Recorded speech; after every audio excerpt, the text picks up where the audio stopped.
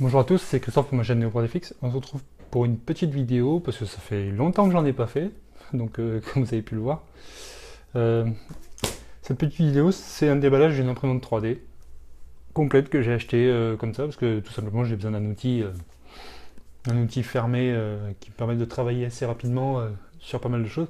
Le problème c'est que toutes les répraps que j'ai, le problème c'est que je les démonte souvent pour faire des réglages, pour faire des tests, des nouvelles pièces, qui permettent ensuite d'améliorer d'autres trucs. Donc j'ai décidé de prendre une imprimante fermée. Celle-ci c'est une machine que je toucherai pas, je verrai par la suite si je l'améliore pas sur quelques points, parce que il y a quand même des petites choses à améliorer qui peuvent être sympas sur cette machine. Mais dans un premier temps, ce sera surtout une machine pour travailler. C'est-à-dire qu'elle va imprimer pas mal de pièces que j'ai besoin pour faire des kits de Prusa, enfin pas de Prusa, parce que les Prusa j'ai envie d'arrêter totalement. Mais je veux dire des kits genre sur la machine que j'étais en train de faire, là, la machine fermée en forme de cube avec le plateau de 40. Il y a pas mal de choses que j'ai envie d'apporter en plus sur ma chaîne. J'ai envie d'apporter des tutoriels aussi sur cette machine-là, sur des réglages, sur des trucs intéressants à faire, sur des essais de plastique, parce qu'au final, j'ai jamais eu le temps de faire quoi que ce soit là. Donc voilà. Pour information, donc j'ai démissionné de Chaussea. J'ai, pour l'instant, je suis en stand-by parce que j'avais trouvé un autre boulot, mais il m'a pris pour une truffe aussi. Hein. C'est un petit peu con à expliquer, mais le mec en fait ce qu'il a voulu que je fasse c'est que je fabrique des imprimantes 3D pour lui et qu'au final il se fasse de l'argent en vendant des kits. Sauf que ce mec là n'a toujours pas compris une chose, et s'il avait regardé mes vidéos depuis le début il aurait compris. Quand on achète une Prusa, parce qu'en fait ce qu'il a voulu c'est que je lui fabrique une Prusa, que je la calibre, que je la monte, que patati patata, en une semaine, hein, et que lui du jour au lendemain qu'il puisse imprimer des kits pour gagner de l'argent en vendant des kits de Prusa et en vendant des kits plastiques. Sauf que ce mec-là, il a fait exactement la même chose que les gens qui m'avaient critiqué par le passé. Hein. Il a foncé tête baissée, il a cru que du jour au lendemain la Prusa allait fonctionner, que ça allait être magique, que ça allait... On achète une réprap, c'est pas fait pour vendre du kit tout de suite. Moi, la mienne, quand je l'ai eu, j'ai pas fait les kits tout de suite. Hein. Quand j'ai commencé à faire mes petites ventes de machines à droite à gauche l'année dernière, et la Prusa, ça faisait déjà 2 ans que je l'avais, hein, et que j'ai quand même appris à m'en servir, à imprimer des choses avec. Et même ceux qui ont des Prusa aujourd'hui, c'est pas une science exacte. Il y a des fois, on a des plateaux qui adhèrent plus, on doit faire des essais avec de la laque, de la colle. Il y a des ABS qui fonctionnent plus ou moins bien. Il y a des plastiques genre du PLA, on se fait chier avec certaines bobines, alors qu'il y en a d'autres qui fonctionnent très bien. Le REPRAP, c'est pas une science exacte. C'est fait pour apprendre et pour le faire évoluer la machine. Donc voilà, c'est mon petit truc. Ce mec-là, au final, il m'a dit au téléphone qu'il voulait plus me reprendre. Hein, donc du coup, je me retrouve sans boulot. Mais je vais quand même aller faire un petit tour du côté des Fab Labs et proposer mes services. Donc voilà, hein, désormais, je suis joignable, je suis disponible pour faire beaucoup de choses dans mon domaine qui me plaît, c'est-à-dire l'impression 3D, la découpeuse laser qu'il faut que je refasse une vidéo pour la présenter parce qu'elle fonctionne très bien maintenant. J'ai découvert pas mal de choses. Il y a la CNC HP Oco qui est remontée, qui fonctionne aussi, mais elle est en petit modèle, en 50-50. Mais il y a pas mal de choses que j'ai envie d'apporter qui sont dans mon domaine, qui me plaît. Hein. L'impression 3D, quand on me dit que c'est pas, que voilà, que je suis pas assez compétent là-dedans, ça me fait franchement pas plaisir parce que quand on dit ça alors que j'ai pas fini de monter une machine, je sais pas, c'est pas sur mon temps de travail, c'est sur mon temps de plaisir et ça m'a pas plu. Donc voilà, on attaque le déballage. Hein. En fait, si vous voulez, je vous ferai un petit bouton sur la chaîne pour passer directement au déballage parce que là j'ai fait le petit message. Et comme vous le savez, j'aime bien parler, je parle beaucoup. Donc là on passe au déballage. Hein. Je ferai une petite coupure, là je vais faire un petit temps de pause exprès pour faire la coupure parce que j'ai pas envie de faire de montage encore. Vous le savez, j'aime bien faire des vidéos brutes de décoffrage comme ça. J'aime pas faire des montages avec des coupures et tout le merdier là. Ça m'intéresse pas. J'aime bien en discuter avec vous, que vous voyez ce que je fais, ce que je vous parle, c'est comme ça. Donc on va attaquer le déballage de cette machine. Donc déjà je vais vous parler de ce que c'est. Je regarde juste si ça filme bien. Donc cette machine c'est quoi? C'est YZ Printing. Donc c'est une société, je crois, taïwanaise, je sais plus, un truc comme ça, je ne me souviens plus. Alors, tout ce que je peux dire c'est que c'est une des imprimantes 3D entièrement fermées les moins chères du marché. Hein. C'est une machine qui coûte 500 euros. 500 euros, c'est... Pour une machine, on va la déballer, on va bien voir ce que c'est, mais franchement, je pense que ça peut être un outil vraiment intéressant pour le prix que c'est. Donc voilà. Donc c'est la DaVinci enfin 1.0A. Alors A, pourquoi? Parce qu'il y a deux versions. Il y a deux versions, et je vais vous expliquer, il y a plusieurs versions. La DaVinci 1.0A, c'est l'évolution de la 1.0 normale. Ils ont rajouté quelques petites modifications dedans. Pour la reconnaître, c'est pas compliqué. Il y a une gravure sur la porte, on le verra à l'intérieur, je vous parlerai de ça. La porte, elle ferme avec un aimant. Ils ont rajouté des petits trucs à l'intérieur. Ils ont modifié des choses sur le plateau. Enfin, la couleur, le firmware a été amélioré, je crois. Il y a pas mal de petites choses qui ont été modifiées. Après, il y a d'autres versions qui existent. Il y a la 1.0 AIO, celle qui a un scanner 3D intégré à l'intérieur. En fait, il y a un plateau qui tourne en dessous du plateau chauffant. Il y a deux scanners 3D. En fait, il y a deux lasers de chaque côté avec des webcams. Et en fait, ça vous permet de faire scanner des objets 3D, quoi. Enfin, des objets pour faire des modélisations et les réimprimer en 3D après. Ensuite, il y a la version 2.0 qui, elle, en fait, est une version avec deux extrudeurs. On peut mettre deux couleurs. Par contre, la version avec deux couleurs, on perd 5 cm à cause de la largeur de l'extrudeur, ce qui fait qu'au lieu d'avoir un plateau de 20 par 20 par 20, parce que celle-ci fait du 20 par 20 par 20, on testera d'ailleurs si c'est possible de faire justement du 20 complet. Là, on fera une espèce de petite boîte pour voir, un test. Donc ouais, on perd 5 cm sur l'autre. Pourquoi? Parce que la largeur d'extrudeur fait perdre 5 cm, du coup on n'en a plus que 15 en largeur. La version AIO, c'est pareil, on perd 1 cm en hauteur à cause du socle en bas rotatif. Mais après, sinon, qu'est-ce qu'il y a d'autre? Il y a la version 1.1, je crois, ou plus, un truc comme ça. En fait, elle a un écran multicolore tactile avec Wi-Fi, la totale, quoi. On peut la connecter en Wi-Fi avec un écran tactile et tout. Sur celle-ci, c'est un écran LCD tout basique. Hein, je crois que c'est un 16 par 2 comme les autres, là. Comme ceux qui sont sur les RepRap. C'est un 16 par 2 tout simple. Donc, on verra ce que ça donne. Ensuite, c'est une imprimante 3D qui a des cartouches propriétaires. C'est-à-dire que c'est des bobines qui sont fermées. On va les voir en déballant, il y en a une offerte avec. C'est des bobines fermées. Et en fait, ce qui se passe, c'est que le problème, ces bobines-là, elles ont une puce NFC qui fait que ces bobines-là, théoriquement, on ne peut pas utiliser d'autres bobines dessus. On peut mettre que les bobines propriétaires de YZ Printing. Et du coup, on ne peut pas imprimer avec des bobines du marché à moindre coût. Sauf que, justement, le firmware qui est à l'intérieur, il y en a beaucoup qui le hack en mettant répétier. Ouais, si c'est ça, c'est le firmware répétier. Ils mettent ça dessus. Et en fait, en flashant ça, ils peuvent utiliser n'importe quelle bobine du marché. On peut faire du slicing avec slicer. On peut utiliser nos réglages d'habitude, quoi. On peut utiliser répétier et tout le merdier. Hein, ça fonctionne comme ça. Sinon, si on utilise le firmware d'origine de la machine, techniquement, on ne peut pas utiliser d'autres bobines. C'est pour ça que d'ailleurs, YZ Printing sont en train de sortir la 1.0 Pro qui sort au mois de février-mars en France. Parce que là, pour l'instant, elles sont disponibles. Enfin, elles commencent à être juste disponibles en Amérique. Le problème, c'est que c'est des machines qui sont déjà toutes commandées et elles vont arriver au compte-gouttes et ça va être un petit peu le bazar pour en avoir une. Donc du coup, je me suis dit, je vais commencer avec la petite 1.0A. Pour l'instant, les bobines d'origine, on fera peut-être un test avec répétier. Ce sera tout con. Mais déjà, on va faire des tests avec les bobines propriétaires, voir si ça fonctionne bien. Après, c'est des bobines, on les trouve à 30 €. Ça fait un petit peu, ça fait un coup quand même par rapport au Eason que je paye 12 € là. Mais bon, le Eason, il a quand même des tendances. Il fonctionne bien à des moments, puis il y a des moments où il a des bobines de merde. Voilà, c'est comme ça. Donc voilà. Donc là, c'est du 1,75 pour le filament. C'est pas du 3 mm, donc on va tester ce que ça donne. Moi, d'habitude, j'ai l'habitude d'imprimer sur du 3 mm, mais je me rends compte que quand j'ai besoin d'imprimer des tout petits objets avec des toutes petites buts, le 3 mm, il a tendance à bourrer assez vite quand même. Donc voilà. On attaque le déballage, parce que je parle toujours, mais... Je parle toujours. Ils sont costauds leurs machins.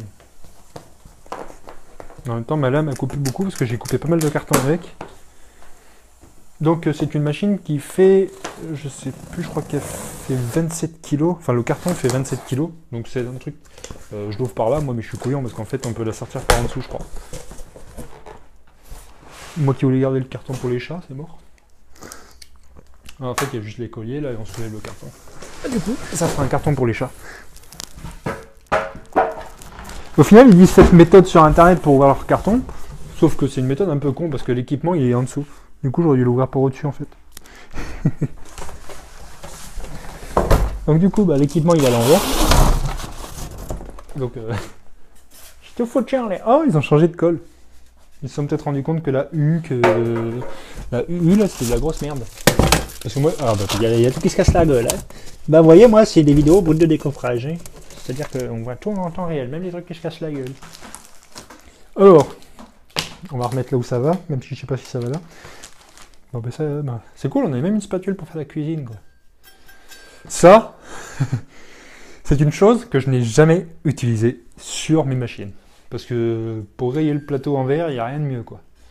Parce que vous faites ça pour décoller la pièce, mais franchement, moi avec la laque à cheveux que j'utilise, c'est pas compliqué. Vous attendez que le plateau passe en dessous des 60, la laque se décolle toute seule. Vous prenez l'objet et puis vous l'enlevez. Alors oui, j'ai imprimé des chats aussi. Vous pouvez voir qu'il y a des petits chats là. Donc, donc alors qu'est-ce qu'on a là-dedans? Donc on a la spatule, on a le CD avec sûrement les pilotes et le logiciel propriétaire d'YXZ. Je crois que c'est 3D Wear, un truc comme ça qui s'appelle, je sais plus. Donc la spatule, faire de la cuisine. C'est bien pour faire du plâtre. On a le bouquin, la notice, qui doit expliquer pas mal de choses. Là, ça parle du numéro de série, termes de garantie. Ça doit parler aussi du... Il va y avoir des petits... Ouais, il y a tous les machins là pour le calibrage. Parce qu'il faut la calibrer quand même, mais c'est pas du calibrage automatique. Hein. C'est un calibrage avec des molettes toutes simples en dessous du plateau, je crois. C'est à l'ancienne, quoi. Mais je pense que on verra comment ça donne. Mais je pense que ça peut être pas trop mal parce que j'ai testé. Enfin, le calibrage automatique, j'en sers souvent. Mais au final, j'ai trouvé une méthode maintenant. Le calibrage automatique, je m'en sers une fois. Je m'en sers une fois. Je viens faire mon capteur et en fait, il me dit par exemple que là, le plateau il a 3,01, 3,02, 2,97. Et je m'en sers pour remettre tout le plateau à niveau. Et après, il n'y en a plus besoin. Il n'y en a plus besoin. Le plateau est à niveau. On ne touche pas à la machine. Il est de niveau. Ce qui veut dire qu'on n'a pas besoin de faire un calibrage toutes les 5 minutes. On en fait un de temps en temps pour faire des réglages. Mais une fois que vous l'avez fait et que vous avez réglé votre plateau parfaitement de niveau, bah, on n'a plus à s'emmerder à avoir un plateau de travers tout le temps. Donc ensuite, qu'est-ce qu'on a? Bah, le câble USB. Hein. Câble USB. Il m'a l'air assez long. Je pense que c'est du 1,50 m, c'est comme ça. On a la brosse à dents là. Enfin, c'est une brosse métallique pour nettoyer la buse. Hein, vous venez gratter sur la buse quand il y a du plastique. Encore un petit peu fondu. Il faut le faire à chaud, hein, sinon les plastiques ça l'enlève mal et ça raye la buse. Donc il y a ça. C'est quoi leur colle là? Ah bah voilà. En petite pas acheter du chinois, bah, moi j'adore. Pardon, excusez-moi, mon petit déj qui remonte. J'adore le chinois, franchement. Quand j'utilise AliExpress, j'ai énormément de choses qui sont vraiment intéressantes. Et là, on a de la colle chinoise. Et à 3 je pense, à 99%, je suis sûr que ça fonctionne mieux que la U. Je sais pas pourquoi, mais c'est du chinois et ça a l'air de fonctionner très bien. Je sais pas pourquoi je dis au pif, mais hein, c'est... Alors on a des petites aiguilles pour déboucher l'extrudeur. Ça, c'est sympa de filer ça. C'est une buse de 0,4 hein, sur la machine. Et donc, on a des petites aiguilles qui peuvent être sympas. Moi, j'ai des petits forêts que j'avais fait venir aussi d'AliExpress là. Et franchement, ça marche très très bien sur la E3D. Ça m'a permis de déboucher en quelques secondes un extrudeur au lieu de me faire chier à attendre. Ensuite, eh ben, on a des petits caches. Je vous montrerai à quoi ils servent. Donc ben, là on a fini, et c'est bien parce qu'en fait il marque là où sur le carton comment ça va, hein. Ça c'est pour l'intérimaire en fait, pour lui dire ça tu mets ça là, tu mets ça là, ça là, c'est... non mais je rigole. Et ben voilà, on a le bébé, hein. Bon je l'ai foutu à l'envers parce que la tête elle est là. Ah attendez, c'est quoi ça? Bah le câble d'alim il s'est barré lui par contre, parce que normalement il devait aller sur le dessus. Ensuite on a la bobine plastique propriétaire, on va regarder à quoi ça ressemble. Mon canif. Vous voyez, je pompe mes trucs en temps réel, moi. J'ai dû balancer sur le bureau.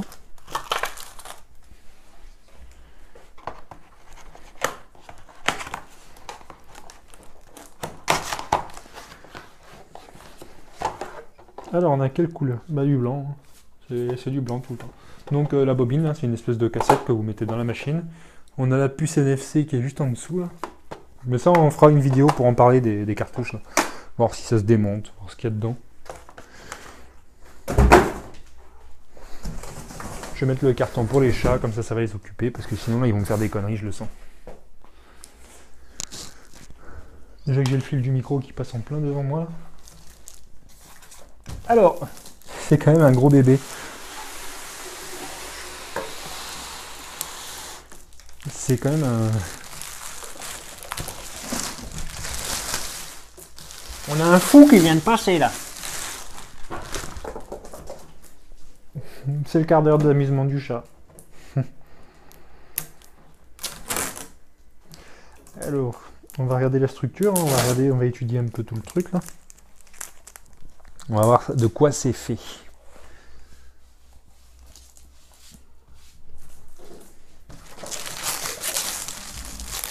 Alors par contre, il y a du scotch, du plexi, il y en a partout. En fait, c'est entièrement fait avec du plexi thermoformé. Alors par contre, juste une chose. Moi, j'ai commandé le modèle gris-blanc. Et en fait, j'ai reçu le modèle bleu-blanc. Et je voulais le modèle bleu-blanc. Parce qu'il n'y en avait plus en stock, en fait. Et du coup, j'avais cliqué sur le gris et blanc, parce que malheureusement, il n'y avait plus du bleu-blanc. Et qu'est-ce que je reçois? Du bleu-blanc. Donc, je suis assez content, parce qu'au final, j'ai reçu la bleu-blanc. Donc, du coup, merci Amazon si vous regardez ma vidéo. Parce que oui, je l'ai pris sur Amazon. J'ai pas acheté sur AliExpress pour une fois. C'est rare, hein. Non, mais j'avais envie de l'acheter sur Amazon. Elle était en promo et... Je me gratte le cul, c'est pas grave. Là, il y en a qui m'ont rigolé. On me dit, mais qu'est-ce qu'il fait, ce mec? Alors, donc là, du coup, il faut pas que je prenne le... C'est bien d'avoir un micro avec un film, alors. On se prend dedans, quoi. On va enlever toutes les mousses, là. De toute façon, le carton, il va finir à la poubelle.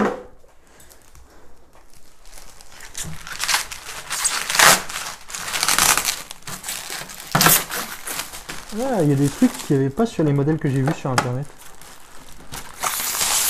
Donc ça, à mon avis, c'est un truc qu'il y a sur la 1.0A. Et à mon avis, il n'y a pas sur la version 1.0 normale. Parce que les vidéos que j'ai regardées, sur leur site, c'est la 1.0 normale. Et il n'y a pas les améliorations qu'on a sur celle-là. Et du coup, malheureusement, sur les 1.0A, qui sont plus rares à trouver en vidéo, j'ai pas trouvé ce que je voulais. Oui, je fais un peu de karaté aussi là. Non, je déconne. Oh, c'est pas mal. Donc on a un coffret, là, enfin un coffre fermé, hein, qui me permet de voir à l'intérieur. Alors les moteurs, c'est du NEMA 17. Ouais, c'est du NEMA 17. Il y a tout le système de courroie, là, ça a l'air d'être du MXL. Ça. Belt 720 S2M, c'est de la S2M. C'est le même S2M, je pense que c'est le même genre de courroie que vous trouvez dans les imprimantes jet d'encre là. Style Epson et autres.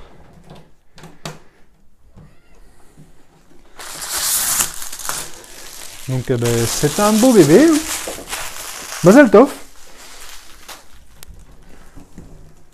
C'est immense quoi, c'est immense. C'est immense par rapport à une Prusa, c'est immense. Alors par contre, c'est bien le plexi. C'est bien d'avoir des chats aussi. Parce qu'en moins de 2 secondes, elle est recouverte de poils. C'est génial. Alors ensuite, je vais regarder sur la caméra si vous voyez quelque chose, parce que je l'ai tourné dans ce sens, mais alors est-ce qu'on voit quelque chose moi? Ouais, c'est cool. Alors les chats sont en train de se faire se battre en temps réel sur la caméra. C'est génial. Bon, on va se mettre comme ça. Hein. Alors déjà, on va ouvrir la vitre. Alors c'est bien parce qu'en fait, le carreau là, en fait, il est aimanté. Ça évite que le truc reste ouvert. Et au fait, le fait d'avoir une imprimante fermée, je trouve que pour garder la température quand on va imprimer de l'ABS, ça va être intéressant.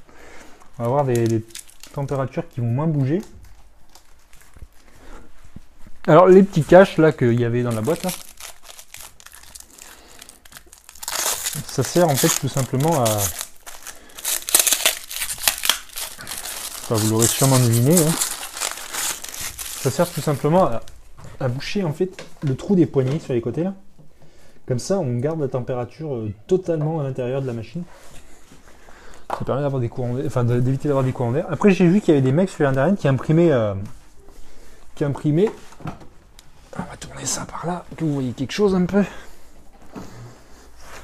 Moi du coup j'ai plus de chaise, c'est pas grave. Donc du coup on va enlever tous les petits scotch. On va ouvrir ça, que ça fasse rentrer un peu de lumière à l'intérieur.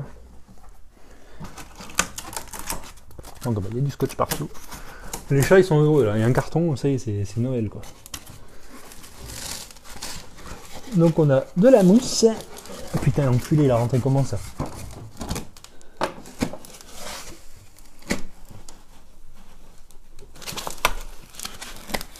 Hop. Je fous le bordel. C'est pas une imprimante que j'ai acheté, c'est de la mousse. Encore. J'achète beaucoup de mousse, vous avez vu? Ensuite, bah, il y en a encore là.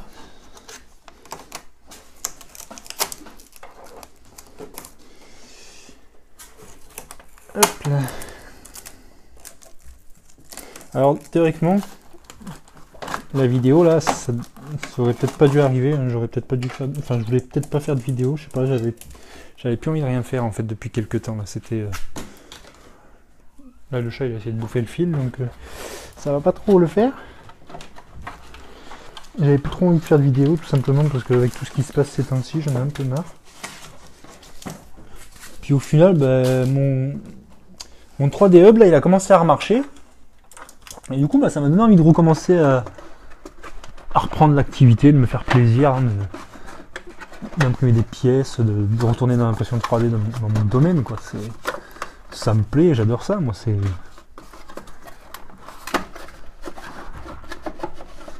Alors ça, sur internet, il l'enlève, je sais plus comment. Ouais, on va essayer de l'enlever à ma façon.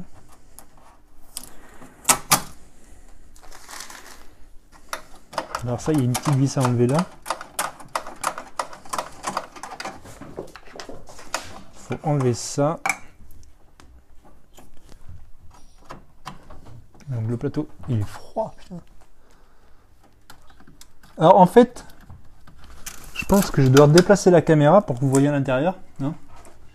Ce que je vais faire, c'est que là, je finis de déballer le scotch là. Puis je vous reprends tout de suite après pour vous montrer. Parce qu'on va parler un peu de tout ça. Là, la vidéo va être découpée par contre. Je vais devoir faire une partie 2. Parce que le temps que je déplace tout le machin, là, on va faire une partie 2 à l'intérieur directement. Donc là, je suis d'enlever le bout de carton. Si j'arrive à le sortir, ce truc à la con là.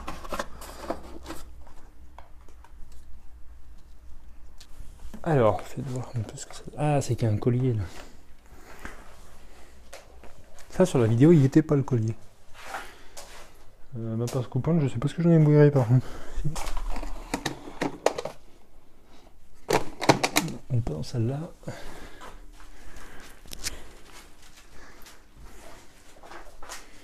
C'est pas possible, je cherche encore mes outils. Bon, on se reprend après. Hein. Je vais chercher ma pince coupante puis faire tout mon truc. Alors, re à tous, on se retrouve pour la suite de la vidéo. Donc j'ai mis la machine comme ça parce qu'il y a un contre-jour et le problème c'est que j'ai pas envie de faire le tour. Hein. Donc j'espère que vous verrez quelque chose. Donc on va procéder au premier allumage. Hein. Donc j'ai branché la prise. Là. On va voir ce qui va se passer. En espérant que tous les capteurs soient bien placés. Ça c'est la peur de l'habitude de la RepRap. Quand on a peur que le capteur soit mal mis. Donc on va bien voir, j'espère que c'est tout bien mis, hein, qu'on ne va pas tout péter. Enlever tous les scotch, il n'y en a plus en haut. Donc je viens d'allumer.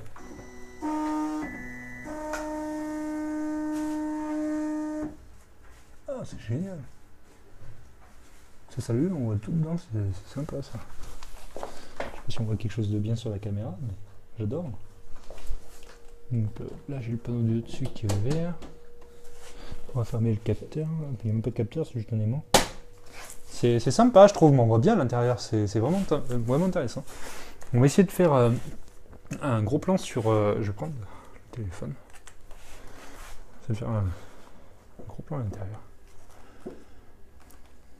Donc on peut ouvrir la porte de toute façon. On va regarder à l'intérieur ce qui se passe. Donc bon, on peut voir l'extrudeur là-bas. Donc on peut voir le système d'extrudeur. Je sais pas si on peut piloter les settings, buzzer, ok, autorité, okay. Language. On va mettre French hein, si on l'a. Oh génial, il y a le français là-dedans.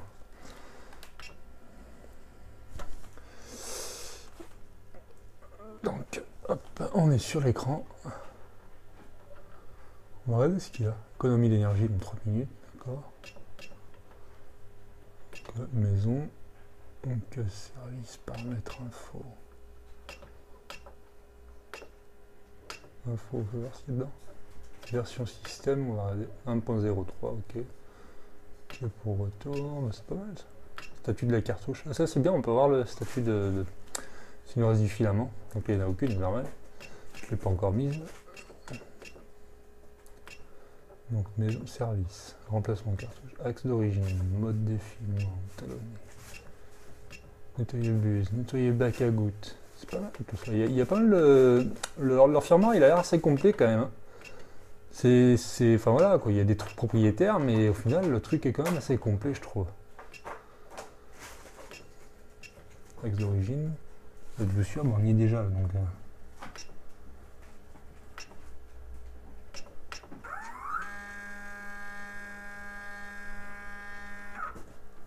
Ah, donc le Z, son axe d'origine, il est en bas.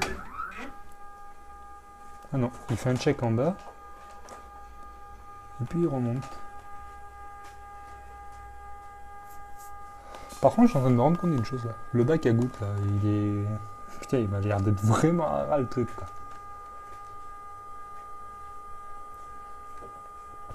Par contre, l'axe Z, moi je l'aurais mis un peu plus rapide quand même.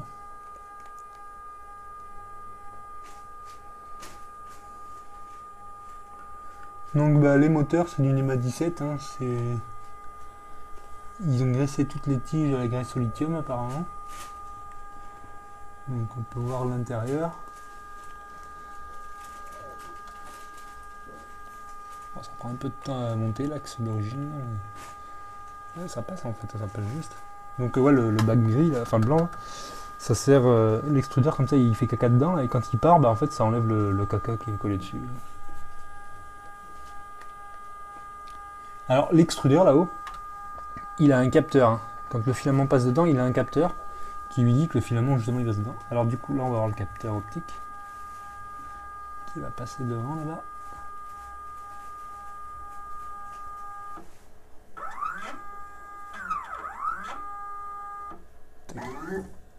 Il a fait son check. Donc après pour régler le plateau là c'est des molettes.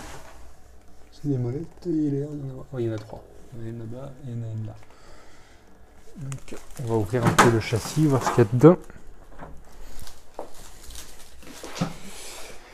Donc là on a le bac à cartouche. La cartouche se rentre là-dedans. On peut voir le capteur NFC qui est au fond là-bas. Il y a un seul capteur, le deuxième n'est pas soudé parce que ouais, la version 2.0 elle a le deuxième truc pour le... Mais comme c'est un truc industriel, bah, je veux dire que c'est fabriqué... les châssis sont fabriqués de telle sorte que les deux machines puissent être compatibles. Donc là on a tout ce qui explique comment rentrer le filament, mais ça on n'est pas... On utilise de la réprap donc on sait à peu près comment ça fonctionne. Ouais, donc il y a une petite buse ici en téflon. Donc ça ressort de l'autre côté et on vient l'alimenter là direct. C'est pas du Bowden, hein, c'est du direct drive parce que le moteur est déjà là. Donc ouais, c'est pas mal là. C'est pas mal. On a un système de tension de courroie qui est assez ingénieux, je trouve, qui est assez sympa. Vous voyez, on a un système de ressort là-bas. Ça vient dans mon queue là, mon doigt il est même pas là. Donc là il y a un système qui vient toujours tendre la courroie. Je trouve que c'est pas mal. C'est sympa ça. On a encore un système ici de tension de courroie là, avec un ressort encore. C'est vraiment... Enfin voilà, quoi, le mec qui a pris le temps de construire ça, il a quand même étudié son truc, quoi. Il a fait un truc vraiment sympa, je trouve. Les câbles, ils sont propres, ils sont bien rangés. C'est tout, tout gainé proprement, quoi. Je trouve que c'est vraiment sympa comme machine. C'est sympa, ouais. Mode défilement, c'est quoi ça? Axe X. Là, on peut faire déplacer les axes, d'accord, ça sert à ça. On va déplacer l'axe pour voir.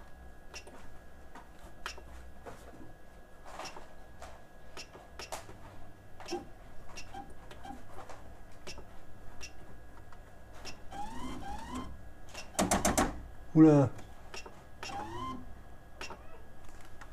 À mon avis, il va falloir calibrer tout ça. Parce qu'à mon avis... Ok, pour kit, on va déplacer le Z vers en bas.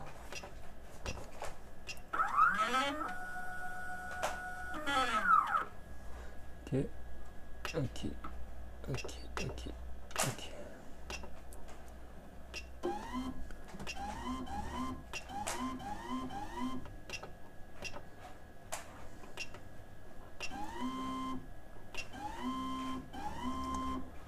Ok. On déplace le Y pour tester, voir si ça fonctionne bien.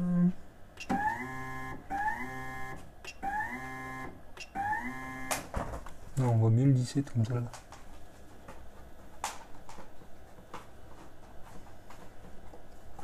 Ah, il y a un capteur sur...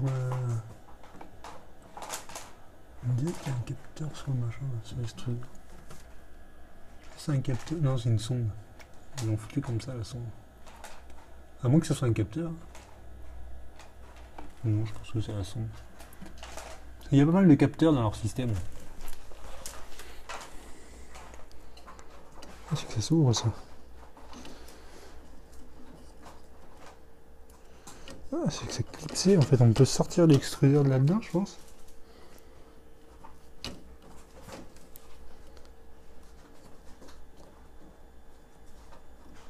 Ah ouais, c'est fait pour sortir l'extrudeur, en fait. C'est pas mal, ça. C'est pas mal. Ouais. Bah, on va faire des tests, hein. Donc, on va se retrouver pour une vidéo plus tard. Hein. On fera des tests sur la machine.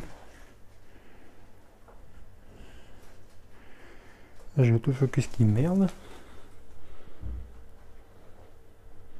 Donc je vous dis à bientôt hein, pour de prochaines vidéos sur cette imprimante. On va faire des vidéos de test, des impressions et tout.